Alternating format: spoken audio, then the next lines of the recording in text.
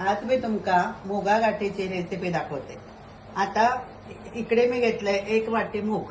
आता हे साला काढून घेतलंय, ते कसे काढायचे तर हे मूग मी घरामध्ये 1 वाटी रात्री भिजत घातलंय।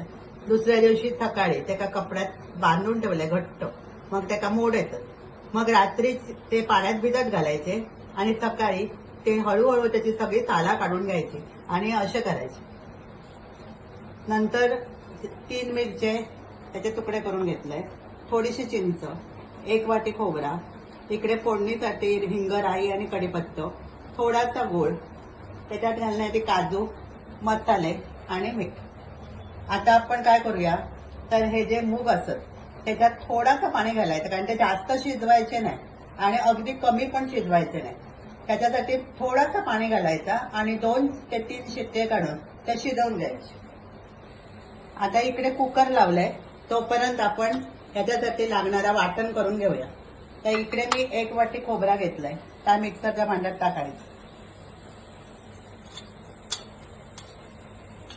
हळद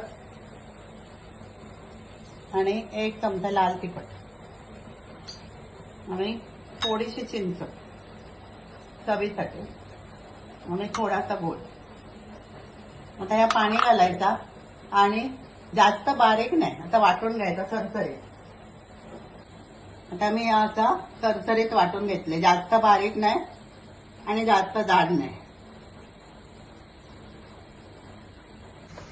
आता हे कुकर मधले शिजलेले मूग आपण काढून बाहेर ठेवूया। हे अशा प्रकारे शिजवून घ्यायचे, जास्त शिजवायचे नाही। आता आपण मुगा गाठीत फोडणीत टाकूया। इथे मी पॅन घेतलाय, त्याच्यात घातलंय 2 चमचे तूप। आता इकडे फोडणीचं सामान राई, हिंग, कढीपत्ता, मग टाकायचे ओले मिरची,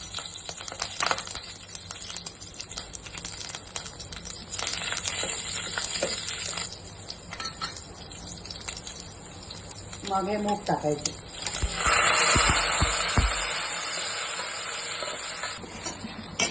इकडे आपण थोडेसे काजू घेतले, ते काजू टाकायचे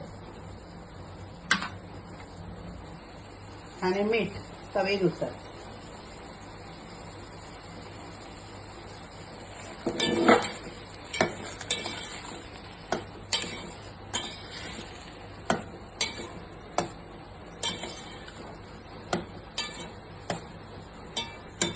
आणि आपण वाटण करून घेतलं तर सगळं वाटण आता याच्यात घालायचं।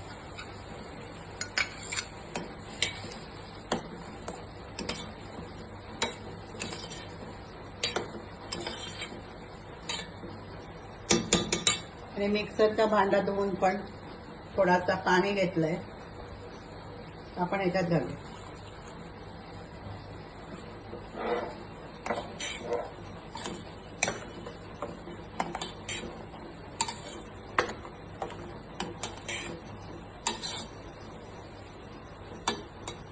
आता एका थोडी उकळी आणायची।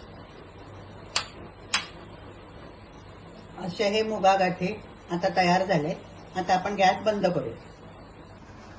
असे हे मुगा गाठी बनवून बघा, अतिशय पौष्टिक अशी रेसिपी असतात। आमच्याकडे जेव्हा नॉनव्हेज नसता तेव्हा आम्ही हे अशा प्रकारचे पदार्थ बनवतो।